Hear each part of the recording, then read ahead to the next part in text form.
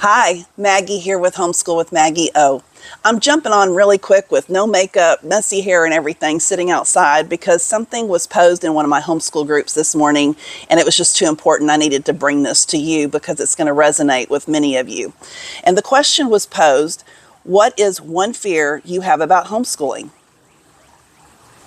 I can tell you that the moms just started pouring out of their hearts with this one, and I was going to read a couple of them to you.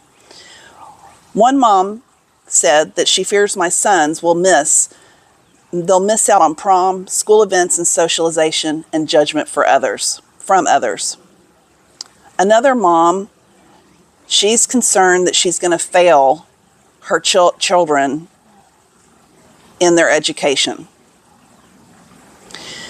Another mom shared that it's the same fear I have as a mother, so it's nothing new, but simply not doing enough. Do these sound familiar? Are they resonating with you? That I won't be teaching him the correct way to understand and read for the first time. That my kids won't learn enough to be well prepared. Also, that it will blow up in my face and I will fail them. And I liked this answer from one mom on this particular comment because she said school doesn't do that for them either, if that helps. My older two went through public school and graduated less prepared for the real world than my currently homeschooled 10-year-olds. So lower your bar of expectations and pressure that you're putting on yourself. I thought that was a really good support, encouragement, words of encouragement. Another mom shared that my daughter is 7. She's super social, and we fit in language arts and math every day, but I see she can do more, and sometimes I feel she would be pushed more with a different teacher. However, the bond, morals, and free play are worth it. And you know, when you need that extra support, that's a great time to start to incorporate homeschool co-ops. Today, there are just so many resources available to us, whether it be online, in person at co-ops, homeschooling groups. There's moms that just get together and create their own groups. The co-ops, many of them are very organized. They have educated people that are there to teach in their area of specialization.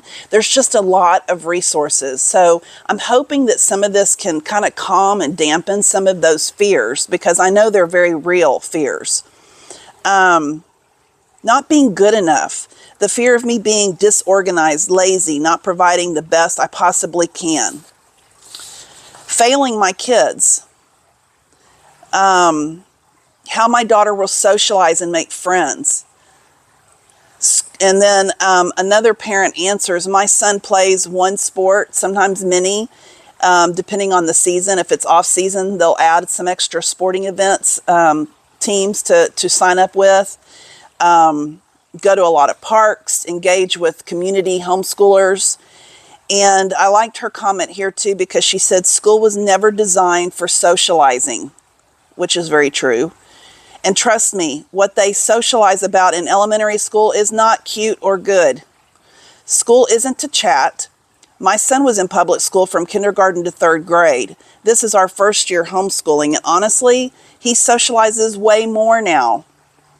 He does way more in general now. We school some of the day, and then we have the entire day to be free. What more could you ask for? And then this one was really something that touched my heart, and it was a comment from a parent, and I want to share this with you because I really think that this is going to provide you some encouragement this morning. I personally do not have any fears. I believe that what she needs to know, she will. And if I'm lacking, I will get her what she needs: a tutor, support, resources. Basically, she'll get it done. If she feels like she's lacking, she's going to find a way to help her child. But having or showing fear can be seen and felt by the children. So this is something to think about as well. Pray every day. I ask God every morning to give me the knowledge, the wisdom, the courage, and the strength to be a better woman, a better Christian, the best wife, and mommy, and now teacher that I can be. There are so many resources that you can reach out and ask for help, and there are moms willing to help, and that is so true.